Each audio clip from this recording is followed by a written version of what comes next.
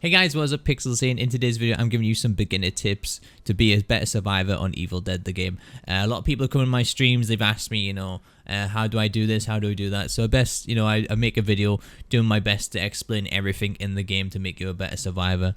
And so let's begin. So the first thing first is, finding the map pieces. So a lot of people ask me, how do you find the map pieces more efficiently in the game and stuff like that? So what will happen is when you spawn in, it won't immediately tell you. It'll be about 10 seconds into the game. It'll say find the map piece near Jake's Gas and Go, or find the map piece near Dead End, etc. What you want to do is look on your map, look for that area, and then tag it with your marker. And so yeah, put your marker down and be sure that you run there. Do not get in a vehicle, and I'll explain why later. Basically, you want to run there, loot on the way to there. You don't have to rush to get in the map pieces at all. You can loot on the way, so run towards that area. If you see a survivor on your team that's already in the area, don't bother running over there, because by the time you get there, they'll probably find the map piece. So once you spawn in, it's probably best maybe it's just to go to like the nearest area that you can see on your map. Get a little bit of loot, and by the time you've got that little bit of loot, that teammate has probably already got the map piece, in which case then you can head over to the next one. Which will appear, just say the first one was in Dead End, the next one will be in like Jake's Gas and Go.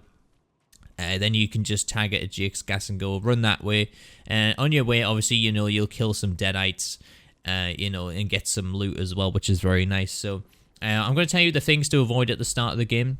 Do not use your ranged weapons. I can't highlight that enough, because if you use your ranged weapons, then it will basically tell the demon where you're at, which is, going to be quite difficult early on unless you're a certain character, like a warrior or something. And so, having the demon on you at the beginning of the game is going to be a very pain in the ass. Trust me, it's just happened in the last game, but actually, we still managed to win. But also, do not get in a vehicle. Might be very tempting to run straight to a car at the start of the game and, just drive around everywhere. I tend to avoid this until we either have the third map piece, or, there's a couple of us together, and we need to go get the third map piece. We've got all the loot that we need, and then we go and get that. That's when I tend to get into a vehicle. Do not just spawn in and jump straight into a vehicle, because the demon will find you that way as well. And like I said, avoid being 1v1 with a demon, because that's not going to be helpful at all. Do not let your fear level get too high either. Pay attention to the pink bar on the bottom left, because if your fear level gets too high, then again the demon will be alerted where you are. It'll also be able to possess you. And then once you get unpossessed, if they spec into this on the demon side, they'll actually be able to take quite a bit of health away from you as well. So if you hear the growling at the start, if you hear some growling like next to you and all these like weird noises, then it probably means the demon's next to you, and they will start to possess Deadites. And if you're not a character that can deal with that sort of thing, if you're playing a support character and a demon starts possessing even basic Deadites, you probably is going to have a bad time dealing with that. So the best thing to do is just try and run away. Get in a vehicle and drive off to your nearest teammate that can help you out with that, because safety in numbers in this game, as I like to say. The next thing is to always try and stick together in pairs at the start of the game, at least. It'll stop your fear level increasing a lot, and it'll also increase your chances of survival. So also, always having someone next to you is always great. And so let's move on to the looting aspect of the game. So finding better loot and all that good stuff, and what you should be picking up. So every time you go into a building, be sure to turn your flashlight on. It will find hidden items like colas, amulets. It'll find ammo, even sometimes blue weapons will spawn with that, which is very helpful. Also, be sure to listen out for the chest chimes. So, when you're running around, you can hear the little chest audio. You go pick that up. Open the chest once you find it, and be sure to tag it for your teammates as well, so they can come and pick up the pink fuck. And, when you want to spend the pink fuck in is basically stamina, health, and melee. I'd say those are the three key things that you should be spending the pink fuck in on this game. The next thing to look out for is what melee weapons to use. So the melee weapons I tend to pick up the most are swords, spiked bats, pickaxes, chainsaws, if I can carry a chainsaw, definitely, an axe, and a sledgehammer. Sometimes, you might be tempted, I'm going to pick up this purple hunting knife. Sometimes it's best just to stick with either like a sword or a chainsaw instead of picking up a purple hunting knife. If you actually look at the item, it will tell you the stats as well. Most of the time, if you have a sword, or like I said, like a lumberjack axe, it will say that like even a better weapon like a blue machete or like a purple hunting knife, that type of thing won't be any better than those. So sometimes it's best just to stick with a common weapon. Grab all the ammo that you think you need. So if you think you want to use a pistol this game, pick up all the handgun ammo that you can find. Also pick up long gun ammo, because those are the two main ammos in this game, and not a lot of people use the special ammo, so it's always best just to pick up the yellow boxes, which is the long gun ammo, and like the reddish boxes, which is handgun ammo. So make sure you pick those up. And like I said, grab as many colas and amulets you can find and tag the ones that you don't need, so even your teammates might want one. So, you know, if you're looting around with someone, you see some amulets and colas, be sure to tag them. Your teammates might not have any at all. So, you know, if you have 3 of each, usually on most characters you can only carry 3 of each. So be sure to tag those for the teammates that actually need them as well. Alright, so long range weapons, I want to say what you should be picking up. You know, the 9mm pistol's good. Any of the shotguns is great. The boomstick I've found to be the best shotgun to use if you want to use a shotgun in the game. Hunting rifle I don't tend to use because of the reload time, which can be quite, you know, the rechambering time, which is quite annoying. But yeah, I tend to just stick with shotguns, revolvers, and pistols. Those are like my 3 key long range weapons on this game. So like I said, be sure to pick up all the long gun ammo that you find and all the pistol ammo that you find, in case, you know, you decide, you know, you might find a better pistol later on in the game, or you might find a better shotgun. The next thing that I want to get into is combat. So the main thing about combat is try and learn each enemy's attacks. So each different deadite for each different demon will attack differently. So learning and paying attention to these attacks while you're playing the game is going to be very, very beneficial for you to learn how to dodge them and get out of the way, and then when to actually attack them. So, you know, learning the attacks and dodging them the best you can is very key. Also, during combat, spam finishes, because that will let you take no damage when being swarmed by a few deadites. The best thing to do is, you know, when I'm playing like a warrior, or, you know, I've got a good melee weapon, I'll wait for the red skull to appear, because when you do the red skull means that you can do a finisher. The white skull just means you can do a little bit of damage to the demon or the deadite, whatever you're fighting right now. So like I said, the best thing to do is obviously just wait for the red one. What you can do is, you know, if you feel like you've got like a weak melee weapon, it's best to do like special moves, which is what I like to call when the white skull appears above their head. So do a special move that will help you out as well to take them down. But the main thing is to focus on doing as many finishes as possible. Fighting the bosses. So during combat, you know, you might, you know, see a boss spawn. The worst thing you can do is try and take this on 1v1 unless you have a really like high level character. Fighting the bosses, make sure to try and dodge and run to teammates so you're not stuck in a 1v1 boss fight, because, you know, being stuck in a 1v1 boss fight is just a pain in the ass. Like trying to 1v1 a Henrietta, sometimes if you don't have the character for it, will literally just obliterate you, or an Elagos, or even an evil Ash. So it's always best just to try and dodge out of the way and look on the map, or even ping. What I try to do is I like to ping where the demon is, or if they've grabbed me, I'll ping and say, I've marked this area is interesting, and if people pay attention to that, they'll actually come over and notice that the boss is there, and they'll come and help you out. So just try and, you know, avoid being 1v1 with the boss the best you can, and try and run and get a teammate to help you out as well.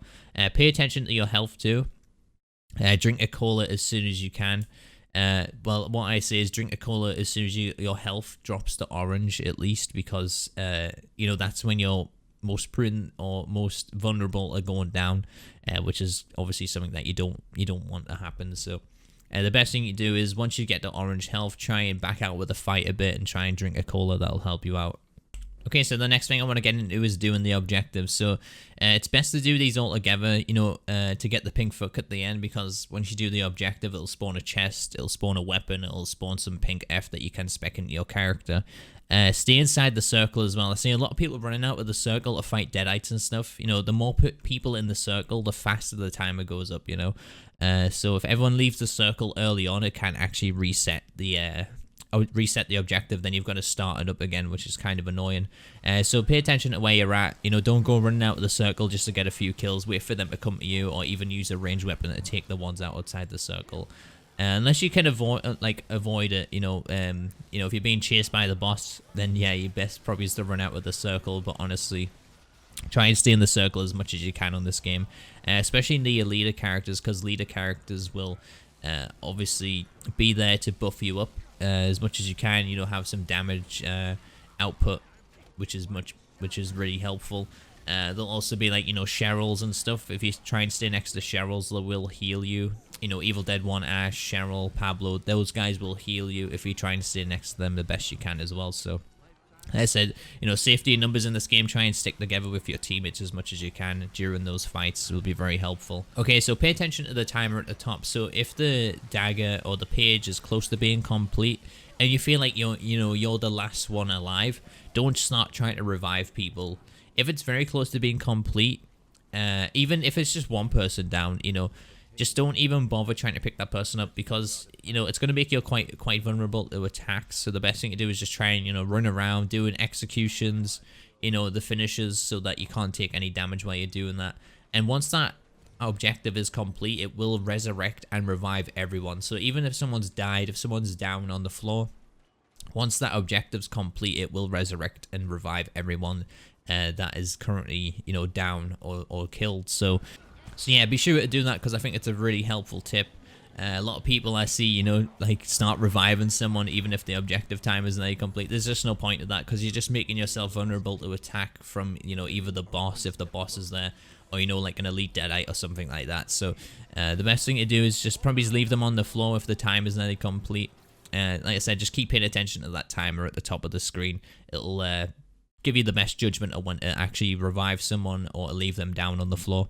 So, like I said, you know, if you're by yourself, or, you know, there's only 2 of you left and you actually have the boss spawn, the best thing to do is just try and stay alive.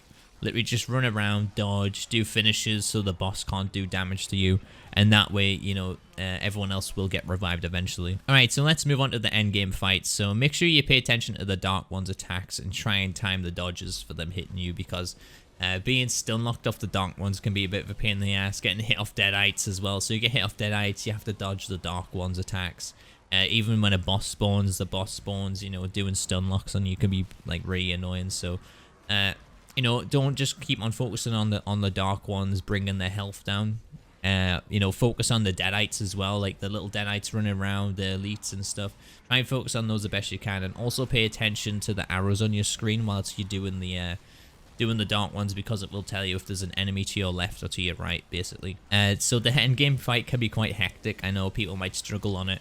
The best thing to do is pay attention to your team as well, because their health may drop. If their health's dropping quite a lot, usually it means they're fighting the boss. So, you know, be wary of your surroundings, look around, see if someone's fighting the boss or something like that, which can be, you know, quite a pain in the ass.